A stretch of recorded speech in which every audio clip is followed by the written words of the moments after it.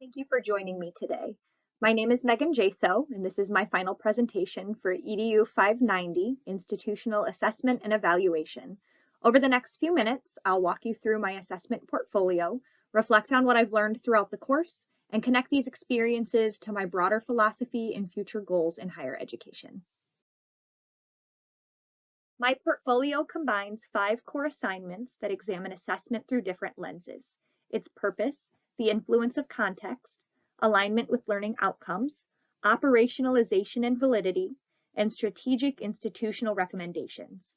I created a fictional Bachelor of Science and Public Health program to discuss assessment alignment and utilized Northern Michigan University's strategic plan to discuss various recommendations for assessment.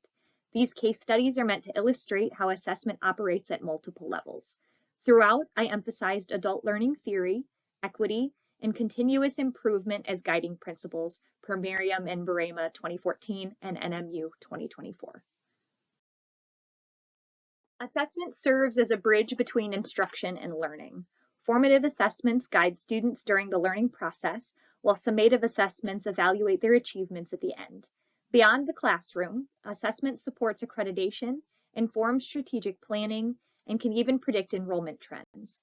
For example, tools like Dragon 360 that Tiffin uses are used to monitor student engagement, though their effectiveness depends on how consistently instructors use them, per Cumming and Miller 2017 and the Poorvu Center, not dated.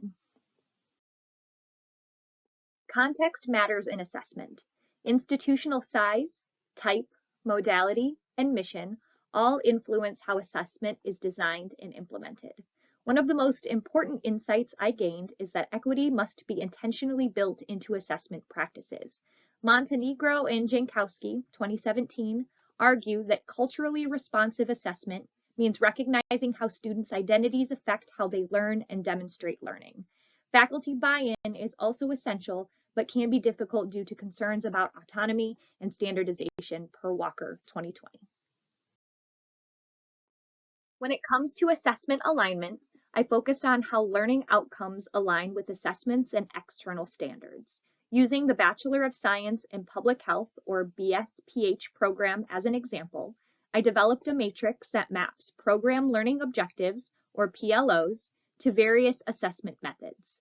This matrix ensures both internal coherence and compliance with external accreditation bodies like the Council of Education for Public Health, or CEPH. Suski, 2018, reminds us that alignment is central to effective assessment. It brings clarity to both instructors and students, while Banta and Paloma, 2015, emphasize its role in institutional accountability. When it comes to alignment, this slide outlines the 5 PLOs of the BSPH degree and the corresponding CEPH accreditation standards used in the assessment alignment evaluation. For example, PLO1 focuses on epidemiology and aligns with CEPH standards D1 and D2. PLO4, which emphasizes communication, aligns with D9. This detailed mapping ensures that students graduate with competencies validated by national standards, including a capstone, internship, and case studies allow students to demonstrate these skills in applied settings, ensuring both academic and professional readiness, according to CEPH 2021. To bring assessment into practice, I proposed using systems like Canvas and Watermark for centralized grading and data analysis. These platforms support backward design, where learning outcomes guide assessment development. Validity is achieved through content-aligned rubrics, construct-rich experiential learning, and longitudinal alumni data. Brookhart 2018 emphasizes that triangulating these sources ensures a robust picture of learning, and Banta and Paloma 2015 remind us that validity is essential for making trustworthy decisions about program improvement. This course reshaped my understanding of assessment. I no longer see it as a bureaucratic task, but as a meaningful and transformative practice that can drive institutional improvement. I've learned how critical alignment, contextual understanding, and faculty engagement are in creating effective systems.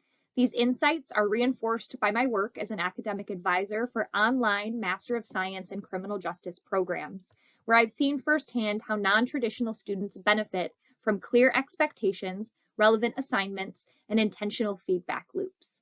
As Walker 2020 notes, faculty liaisons and support staff play a vital role in bridging institutional goals with student needs, and Ewell 2015 emphasizes how reflective, collaborative assessment culture fosters long-term success. My assessment philosophy is grounded in the belief that it should be purposeful, equitable, and responsive to the learner. Through my work advising non-traditional graduate students and online Master of Science and Criminal Justice programs, I've come to deeply appreciate the importance of assessment that respects students' time, experience, and goals. Non-traditional learners thrive when assessments are transparent, flexible, and tied to real-world outcomes. Moving forward, I hope to contribute to institutional strategies that enhance student success and assessment infrastructure, particularly in online education settings. As Miriam and Barema 2014 emphasize, adult learners need relevance and autonomy, and Montenegro and Jankowski 2017 remind us that culturally responsive practices must shape how we measure and support learning. In closing, this portfolio illustrates that assessment is not just about measuring outcomes. It's a strategic tool that can drive equity, improvement, and deeper engagement across institutions.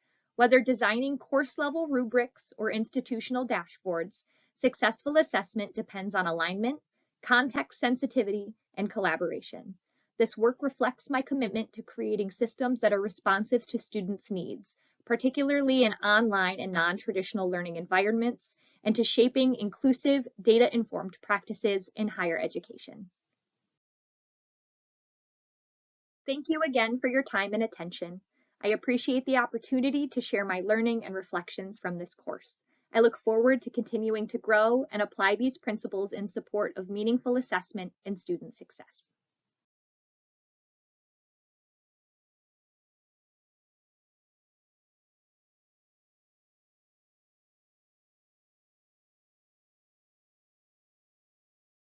For this design statement, I first went through each individual assignment and laid out the most important information. I then had ChatGPT help me condense the information down into a PowerPoint format. I edited what was given to me to ensure good flow, then I worked to build the PowerPoint. Once I had plugged in the proper information, I wrote the script to read for the video portion of the assignment. I then edited my PowerPoint, recorded my dialogue, and watched the PowerPoint through a few times. I then compiled my reference pages and my design statement before uploading this to YouTube.